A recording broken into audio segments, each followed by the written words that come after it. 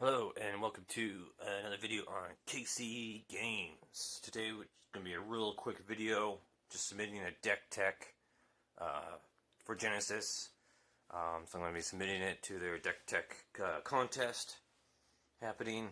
So pretty much to break it down, an idea of try to create someone that kind of can move around the battlefield really quickly, really easily, either to just like not get trapped, or to go straight for the champion, your opponent's champion, no matter where they may be, if they have walls or other alterations that might be coming up, or bigger summons that might be coming out on the field that you really can just immediately right back past them and you just kind of zap them, or cast lightning, or other kind of quick little spells as you move across the field, or hamper the opponent. So pretty much the key feature of this deck is starting off with flight. So the champion I chose for this is Nubia, because the draw power would be really effective. So pretty much you just want flight pretty much as soon as you can. It allows you to move across the battlefield unimpeded. And then the second thing that kind of complements that is doing dense fog. So pretty much with dense fog, anything not in, spots not in anything's awareness are considered occupied, so it really limits the spaces and how your opponent can move their summons and their champion around, depending on their champion's awareness and summon's awareness. That it's really hard for them to even like move sideways. If their awareness is only in front of them, they can only move forwards, and then they have to rotate and then move. So if you're here, they have to rotate, move, rotate, and then move again, and that means they can't really get to you. So I'm thinking that with flight and dense fog, since you can move into occupied spaces with flight, this doesn't affect you. This won't affect Nubia, but it can greatly hamper your opponent, so you're slowing them down on what they can do and how they can move, while you're just flying across and flying over their summons, over their alterations, and just pretty much pounding their champion right away, regardless of who it is. So you're trying to constantly chasing after them, and they constantly have to like find a way to run, but they can't really run because they're hampered by their awareness with the dense fog. So it's easier to flank things, things like that. And then I put in a teleport.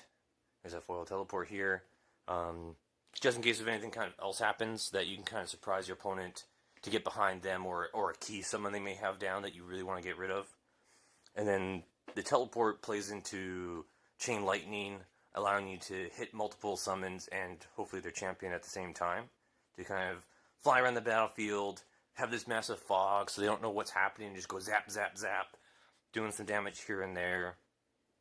And of course we have a couple summons here too, just to kind of round out and have a couple of allies here on the battlefield. So we have like Martial Sentry, just to kind of that range attack to help hit opponents around, and just kind of a cheap little summons just to have on the battlefield to, be more of a hamper to your opponent.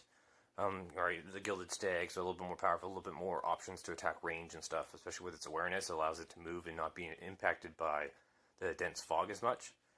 And then, of course, as defensive actions and stuff, we also have Chronowalker, so it's a summon plus a defensive tool. We have two of those. Then we got like Parry, so you're going to be like facing things really forwards. I decided to go for more kind of the Parry system. We have Gust, so you're kind of looking for things that you can use to damage your opponent as well. So we have